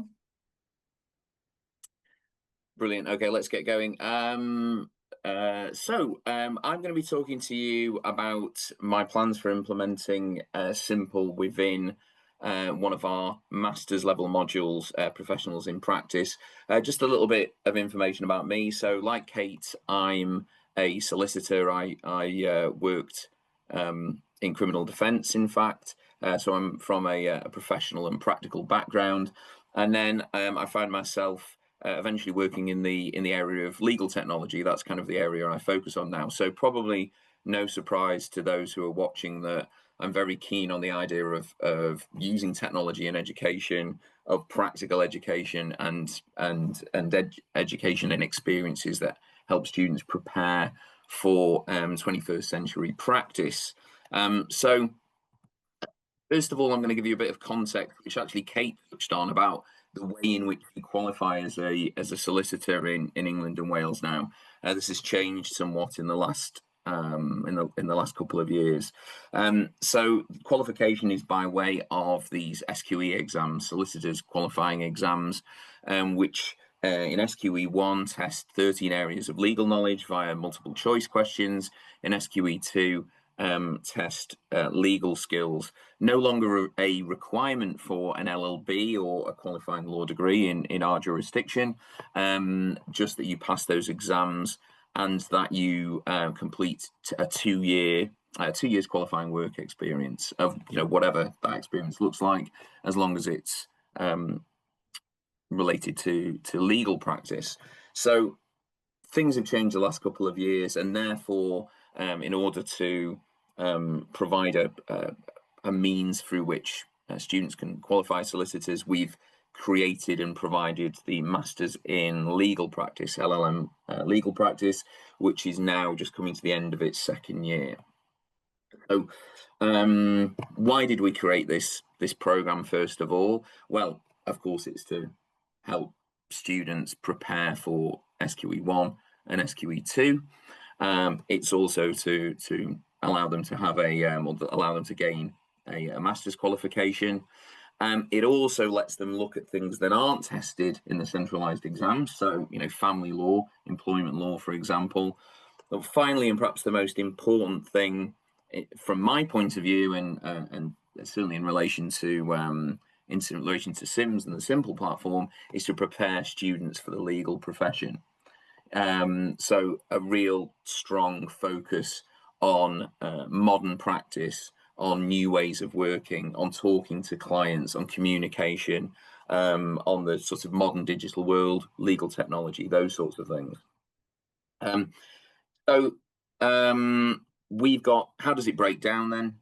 Masters in Legal Practice. Well, I've already mentioned preparation for SQE 1 and 2, optional subjects, so some I guess more traditional ones like family practice, digital lawyering, one that I run, 2 projects which are the equivalent of dissertation, and then this unit called Professionals in Practice. And it's Professionals in Practice we've designed, well, to prepare these professionals for practice. It's a unit that's delivered over the first semester for the full-time students. 20 workshops of 2.5 hours each, so quite a lot of time, focusing on modern legal services, so how law makes money, challenges to modern legal services, billing models, business development, issues around the structures of law firms, that kind of thing. The modern practitioner, so how our students become the modern practitioner, become the trusted advisor, how you communicate with clients, how you deal with ethical issues, how you deal with changes in the profession such as legal technology, and then finally the future of law. How law is changing, how the different providers that are out there now, how technologies are impacting on that.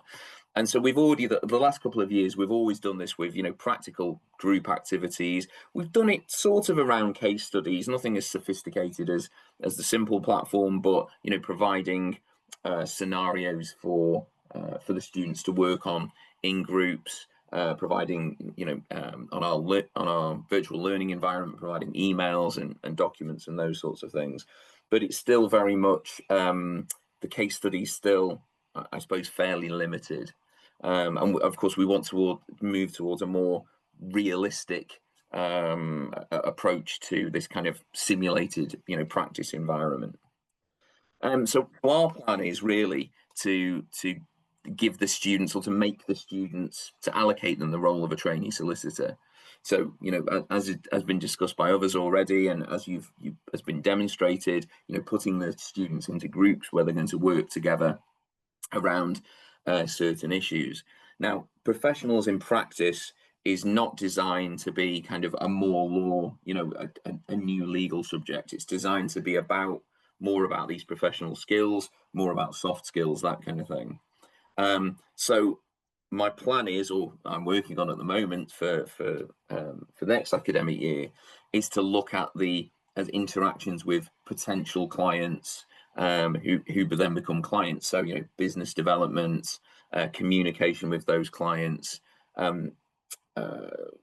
networking, is a key aspect of being a lawyer. So in our case study, we're going to have a client, we're going to have a you know, a modern kind of client, you know, a startup founder with very little legal knowledge, the students are going to meet them at a networking event, or, you know, that they're going to be given information that met them at a networking event. They're going to be given, they're going to have communication with this client.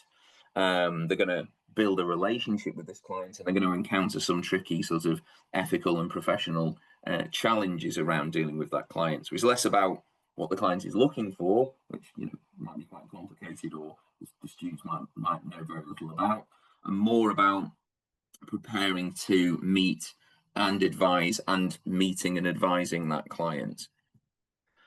So what we would be building to within the Simple platform is a series of communications that then lead into an interview with a kind of live simulation. And this simulation would be, you know, individual trainers who would, you know, act the part and would then provide feedback to our students. So, as I've already mentioned, likely to be a client with very little, a founder, very little legal information, or very little legal knowledge, I should say. And our students will have the opportunity to prepare for and interview or engage in an interview with this sim client. So the students are getting an experience of sort of, you know, what it might be like, or what it will be like when they're speaking to clients for the first time, or potential clients for the first time. And how is this going to tie in with assessment? Well, professionals in practice, or PIP as we call it, is only assessed by way of a reflective portfolio. So the students go through the course, through the semester. They keep a reflective diary, and they reflect on different things that they've done in terms of those three main topics that I mentioned: modern legal services, modern practitioner, and the future of law. But what we want to do here, and this is perhaps why it's a nice fit for the Simple platform, is try and move it away from just, you know, the students sort of picking and choosing interesting things they did, and make sure that there's at least one particular area where they genuinely rehearse and reflect on certain skills, certain real skills. So we will be expecting the students to, one of the things we're going to expect them to reflect on as part of their reflective portfolio is this simulation, and, you know, how they think they did and how they might improve and that kind of thing. And that way, when the student is, you know, finally submitting at around Christmas time, or after Christmas, after the first semester, they'll be submitting this portfolio. It will contain reflections on the work and the things that they did and the things that they studied, which of course may include things that they've done as part of the simulation as within the Simple platform. But we'll also compel them, or ask them, of course, to reflect on their interview experience, you know, preparing for the interview, doing the interview, and the feedback that they received. So it's quite a nice unit in terms of, you know, how we can implement Simple. Going forward, of course, there's 101 other ways in which it can be implemented, because we, you know, as I mentioned right at the start, we're looking for, this is about preparing to be a professional, and therefore we could make almost every aspect of this pretty big and rather extensive unit. We could make almost every aspect of that, you know, part of the or we could use Simple within each part of that. So when we're covering a new topic each week, perhaps when we're looking at you know, challenges around billing for the law, you know, for the law firm, there might be, you know, there'll be some way in which we can create a, you know, a simulation where, for example, you know, the partners are having a round table on how to improve billing, or you know, or something like that, and ask the, you know, the group of students or group of trainees, as they will be, to you know, to work out solutions to that. So that's the plan for what's gonna happen in the next year. It's our first, you know, it's going to be our first run, which is only really the third run of professionals in practice, and I've changed it a lot already as I've gone the last couple of years. But as I say, lots of potential for expanding, you know, the use of the Simple platform within PIP to eventually it might almost be, you know, the only thing that's there. It's, you know, it's not this isn't a unit where there's lots of textbooks or lots of articles to read. This is a a sort of live practical unit. So there's potential to make it almost entirely sim based.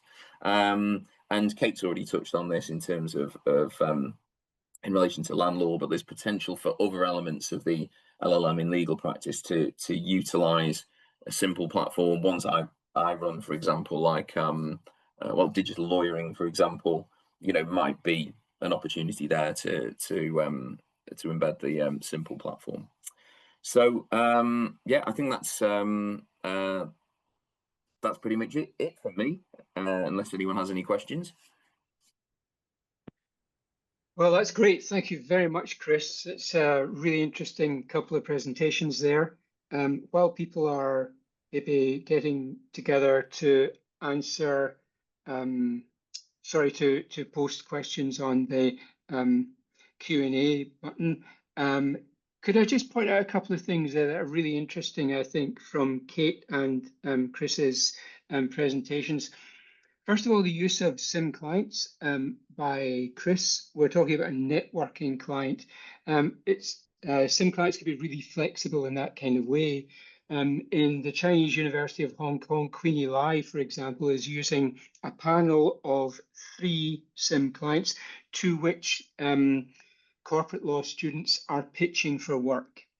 A really interesting way in which to use simulation there. And I think what's really nice about the way that Chris is using it there is that we have multidisciplines converging on the simple platform, because it's not just legal practice, it's also technology in the workplace, technology in society, how lawyers are actively using technologies, most notoriously recently AI in legal practice, for example.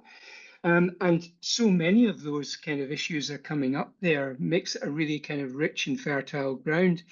And what Kate is envisaging as well with her development is a focus on building the sim out, as it were, from very, very small, straightforward beginnings. And that, in a sense, is really how you can start with simulation. You don't have to start it big and complicated. You can start it best sometimes by starting it small and building it out, as it were. And we can see that happening in both Chris and Kate's work there. Okay, any questions from anyone? We have 15 minutes for questions.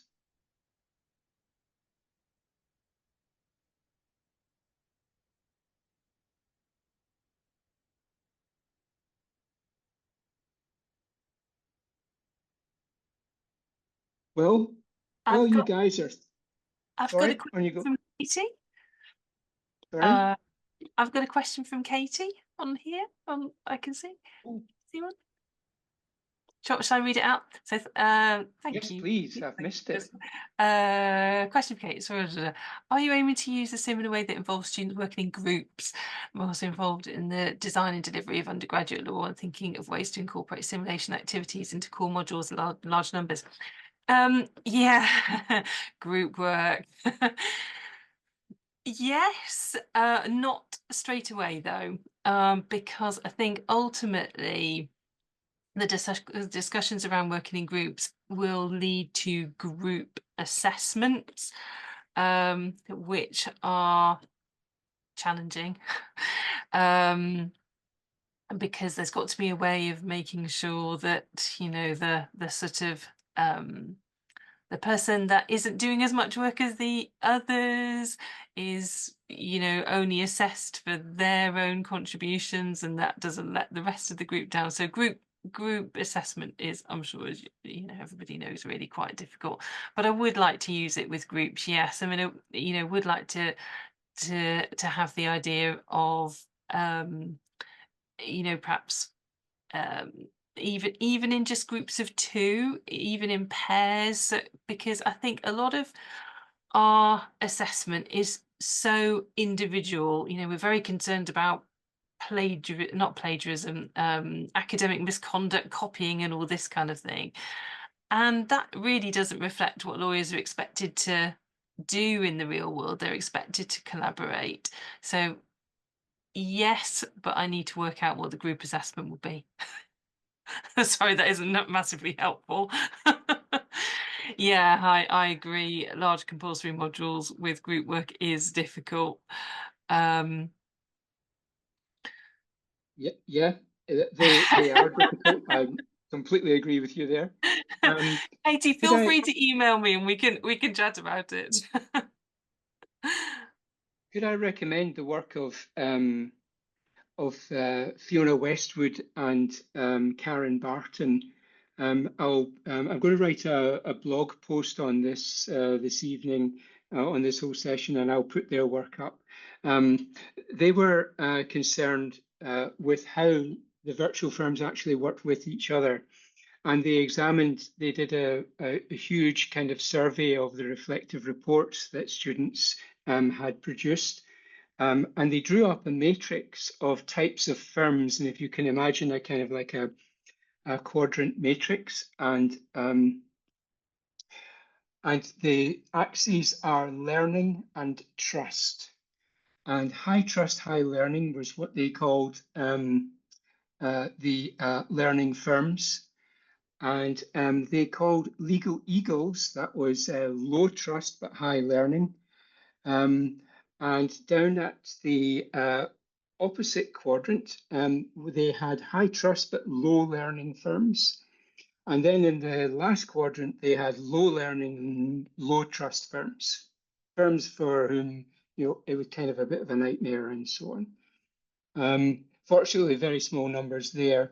But we always, ever since their work was published, and they published in a book chapter and also in an article, we presented that work to subsequent cohorts of students, and we said, look, guys, we want you to be up there in learning firms and nowhere else. And to our genuine surprise, we found that year after year, the students got better at achieving that place in the quadrant because we described working practices, we described how they felt about each other, how they did the work, and so on, how they collaborated with each other too. That was really important.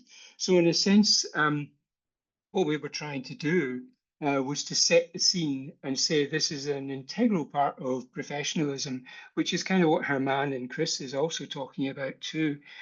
And that would be fantastic if it happened, in first term, first semester, and first year in law school, such that we began to kind of develop those not just skills but attitudes towards academic work as well, because this is not just something that happens on a professional platform. It can happen in the academic world as well. I mean, we help each other all the time as academics. There are so many ways in which we work with each other and collaborate. And ideally, when we're talking about students doing research work and doing their own research work and so on, we want them collaborating too. So in a sense, Simple can be used for that as well. But you're right, it needs careful design. Really good question. Any other questions, folks? Could I, no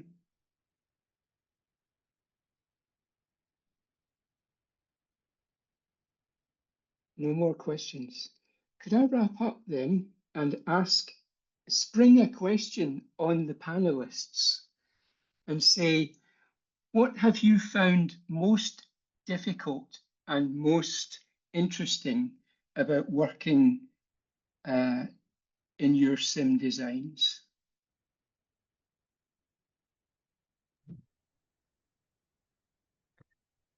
I think balancing. Is that for all of us, Paul? Oh, sorry. Oh, go ahead, Chris. No, go on, come on. Thanks. So I guess in my case was balancing the two purposes of the course, right? The legal practice aspect, the simulation, and the volume of content.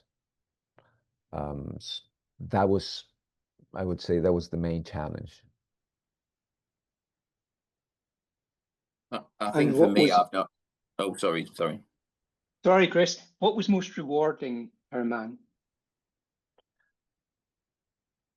Most rewarding thing was to see finally a platform that can assist with what I've been trying to do, but without a platform, with the students, as I said, to prepare them to hit the ground running. Because I know for a fact that the firms, they want them to be prepared the moment that they get the job, right? So to see that we have a platform that we can use to help the students do the transition from the law school to the workforce more smoothly, I think that is the most rewarding thing. And hopefully, I have had beautiful experiences with satisfying experiences with students that got jobs in the past. But now we will see from the students who took this course on Simple, when they get a job, or if they have a job, a better job, how it was useful for them. They typically get back to me and they make comments. So I will pass that on to you, Paul. Okay, thanks, Germán. Chris, you were saying? I'd say I suppose I'm only relatively near the start of the journey with this, but I think one of the things, and I've had the same building other courses, which I've done quite a lot over the last couple of years, is that I'll have to be not try and run before I can walk, just make sure that that it works rather than trying to do too much. And it's, I mean, make sure that not that it doesn't work, just make sure that I don't try and take on too much in what's still a fairly new course. But anyway, that's one of my sort of reflections. But from what I've seen, I think it's going to be a pretty positive addition to our programs. Kate? Yeah, I'm just excited to introduce second year students to a professional platform, like Germán was saying, just really want to be able to build that bridge between academia and the real world. And I think, getting them to think about that early on is going to be, it's going to be really exciting. I think they'll really embrace that opportunity. So yeah, I'm looking forward to it. Okay. Michael, what's been most challenging and most rewarding for you? As a non-faculty, non-legal expert, I think for me, it's more on the technical pieces.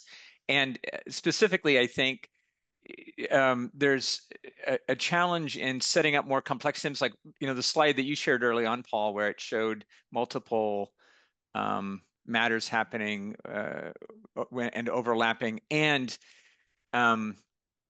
teams that are interacting with each other within worlds in different ways, sometimes by doing something by themselves, sometimes sort of opposing another team, sometimes collaborating with another team. I think those things are more difficult to set up. They're more complex and simultaneously potentially more rewarding, right? Like to have that interaction among teams and among students within a class, I think is exciting.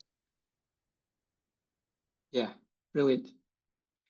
Okay, well, I think we are nearly at the end of this webinar. Could I just thank all the attendees for attending? I sincerely hope it's been of use to you. I think on behalf of the participants, I can say that we enjoyed it as we are enjoying the sort of work that we are doing on the platform. Could I maybe make a few thanks? First of all, you haven't seen this person, Jonathan, but he is there helping us. He is part of the tech team at Osgoode, without whom this webinar would not have taken place at all. So many thanks to the tech team and to Jonathan in particular. Thanks also to Osgoode PD for co-hosting this. our co-host, whom I neglected last to mention at the start, is the Centre for Innovation and Research in Legal Education at Leeds Law School, which is where I am at the moment, and as a visiting fellow. And my thanks to them for putting this webinar on with Osgoode PD, and also for advertising it on their networks throughout the UK. As I say, I hope it's been used. If you want any more information, there is the URL, and there is also the email that I advertised earlier. And that takes us to the end of our session. Thank you very much.